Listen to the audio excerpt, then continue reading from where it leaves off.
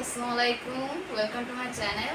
So হচ্ছে আপনাদের সামনে নতুন ব্লগ নিয়ে চলে আসলাম। ব্লগ না, এটা হচ্ছে অনেকটা হচ্ছে মানে রান্নার মতন একটা ভিডিও। আর আজকে হচ্ছে আমি রাত্রে খাবার বানাচ্ছি আর রাত্রে রুটি বানাবো, আর রুটি বানানোর দায়িত্ব আমার উপর এসে পড়ছে। তাই হচ্ছে এখন ওইখানে একটা বানাইছি আর এখানে যে বাকিগুলি বানাবো। আমার তো 3টে রুটি ছাড়া হয় না, এর জন্য একটু বেশি বানাবো যেন বাকিদেরও হয়। কিন্তু রুটি গোল হয় না, এটা হচ্ছে সমস্যা। রুটি গোল হইতেছে না, প্লাস এর সাইড থেকে হচ্ছে ভেঙে ভেঙে যাইতেছে। বাট তারপরও দেখি কতটুকু বানান যায়। সো হচ্ছে যে এখন আমি রুটিগুলি বানাই ফেলে, দেখেন রুটির অবস্থা কি হচ্ছে একটা। আমি এখন বানাই ফেলেই পরে ভাজার সময় আবার আপনাদের সাথে শেয়ার করব।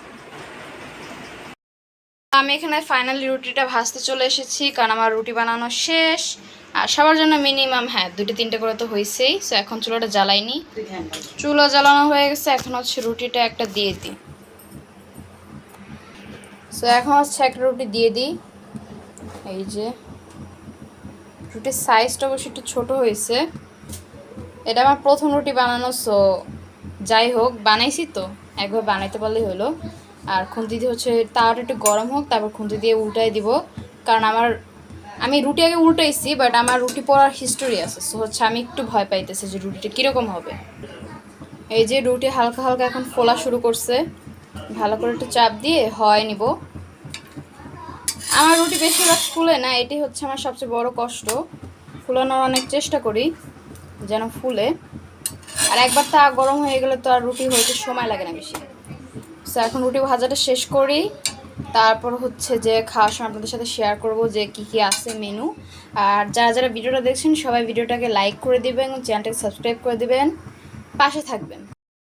রুটি ফাইনালি বানাই ফেলছি, এখন হচ্ছে বাড়ার পালা। আর এখানে হচ্ছে মেনুর মধ্যে আছে গরুর মাংস আর এই যে দই।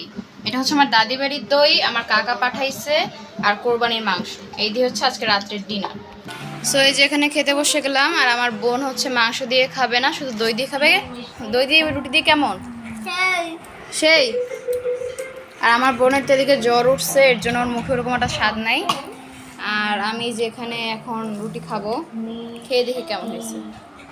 নরম হয়েছে কিন্তু আমার রুটিটা, ভাজাও ভালো হয়েছে। এখন হচ্ছে আগে হচ্ছে মাংস দিয়ে একটু খেয়ে দেখি।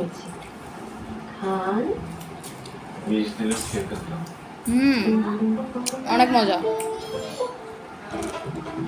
আমার মতন কারা কারা এরকম রুটি দিয়ে মাংস দিয়ে খেতে ভালোবাসেন অবশ্যই বলবেন, আর যদি দই দিয়ে খেতে ভালোবাসেন তা বলবেন, কমেন্টে জানাবেন। আর আজকের ভিডিওটা এটুকুই, সবাই ভালো থাকবেন, সুস্থ থাকবেন,